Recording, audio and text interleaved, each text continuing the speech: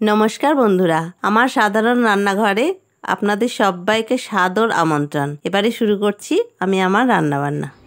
আজকে আমি কলাই সেদ্ধ করব। আর এই কলাই সেদ্ধটা সরস্বতী পুজোর দিনই করতে হয় আমাদের, আর পরের দিন এটা ঠান্ডা ঠান্ডায় আমরা খাই।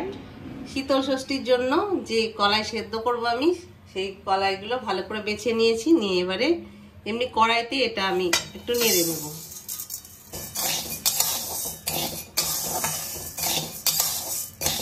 এইভাবে একটুক্ষণ নেড়ে নেব। যখন কলাই দিয়ে একটা খুব সুন্দর গন্ধ বেরোবে তখন আমি ভাজাটা বন্ধ করে দেব। কলাইগুলো দিয়ে যখন এরকম একটু ফুটফুট করে শব্দ হবে আর কলাই ভাজারও একটা খুব সুন্দর গন্ধ বেরিয়েছে, এই অবস্থায় আমি আর ভাজবো না। এবারে গ্যাসটা বন্ধ করে দেবো। জল নিয়েছি আর জলটা একটু বেশি করেই দিয়েছি। আমি জলটা এখন কিছুটা তুলে রাখবো, পরে এই জলটা যখন যখন লাগবে আমি সেরকম ভাবে দিয়ে দেব। ভাজা কলাইগুলো ভালো করে ধুয়ে নিয়েছি, নিয়ে এবার এই জলে দিয়ে দেব। আর যে জলটা তুলে রাখলাম আমি আলাদা করে অন্য জল দেব না, এই জল থেকেই তুলে রাখলাম। পরে যখন লাগবে সেরকম ভাবে ওই ফুটন্ত জলটাই দেব। এই সবজিগুলো আমি সব কলাই সেদ্ধর মধ্যে দেব। আর এখানে সবজিগুলো আমরা একটু বেজোড় ভাবে দিই, মানে 9টা 7টা 11টা এরকম ভাবে দিই। তা আমি সেই রকম ভাবে নিয়েছি। আলু নিয়েছি এখানে 9টা মতো, আর সিমও নিয়েছি ওই রকমই 13টা মতো নিয়েছি, আর মটরশুঁটিও নিয়েছি। সবগুলোই আর কি বেজোড় সংখ্যা দেখে নিয়েছি। কুল নিয়েছি, আর এটা হচ্ছে বোথের শাক। এই বোথের শাকেরও এরকম ডগাগুলো কেটে কেটে এরকম নিয়েছি, গোটা গোটা দেব না। আর নিয়েছি এখানে বেগুন। বেগুনগুলো আমি এইভাবেই বোটা সমেতই দেব। সমস্ত সবজি আমি কাটবো না, গোটা গোটাই দিয়ে দেব। কলাইটা ফুটে উঠেছে, এবারে আমি একে একে সব সবজিগুলো দিয়ে দেব। আলুগুলো দিয়ে দিলাম। আর এই শীতল ষষ্ঠীতে সমস্ত সবজি গোটাই দিই আমরা, কারণ শাশুড়ি মাকে দেখেছি এইভাবেই করতে, আর আমি সেই জন্য তার মতো করে করার চেষ্টাটাই করি। এইভাবে সমস্ত সবজিগুলোই আমরা গোটা গোটাই দিয়ে দিই। দিয়ে দিলাম মটরশুঁটি, আর দিয়ে দিচ্ছি কুল,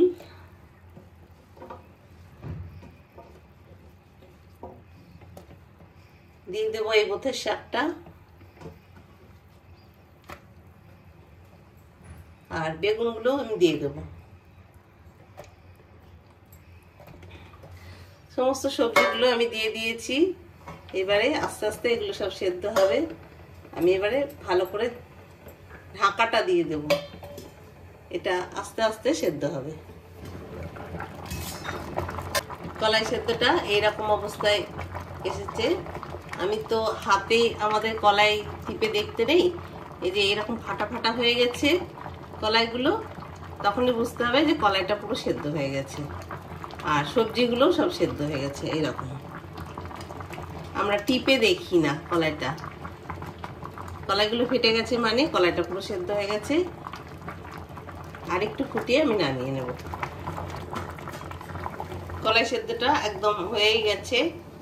আর আগেই বলেছি আমি হাত দিয়ে টিপে কিছুই দেখবো না, সবজি দেখেই বোঝা যাচ্ছে সব সেদ্ধ হয়ে গেছে। কলাইটাও সেদ্ধ হয়ে গেছে।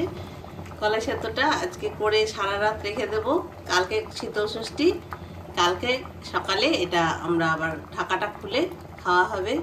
শীতল ষষ্ঠী স্পেশাল যে কলাই সেদ্ধ, সেই কলাই সেদ্ধটা আমি কালকে রাত্রিতে করেছি। আজকে আমি এটা তুলে দেখাচ্ছি কীরকম হয়েছে আমার কলাই সেদ্ধ। বেগুনগুলো পুরো সেদ্ধ হয়ে গেছে একদম,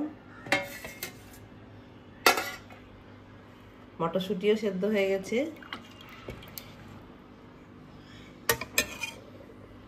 আর সিমগুলো গোটা আছে কিন্তু প্রত্যেকটা সিমও খুব সুন্দর সেদ্ধ হয়ে গেছে। আলু দিয়েছিলাম, সে আলুও সেদ্ধ হয়ে গেছে কিন্তু গোটাই আছে। আর এইটা আমাদের তো নিয়ম হিসাবেই আমরা খাই, কিন্তু আপনারা যে কোনো দিন এরকমভাবে কলাই সেদ্ধ করেও খেতে পারেন। এটা কিন্তু শুধুও খেতে যেমন ভালো লাগে, আবার মুড়ির সঙ্গেও কিন্তু খুব ভালো লাগে খেতে।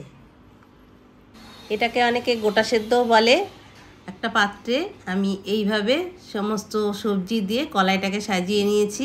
সবজিগুলো যেহেতু সব কিছুই আমি বোটা সমেত দিয়ে দিয়েছি, তাই খাওয়ার সময় এভাবে বোটাগুলো সব ছাড়িয়ে নেব। আর শিমেরও আমাদের এগুলো গোটায় দিতে হয়, সেই জন্য আমরা গোটায় দিয়ে দিয়েছি। এবার খাওয়ার সময় এগুলো আমি সব ছাড়িয়ে নেব।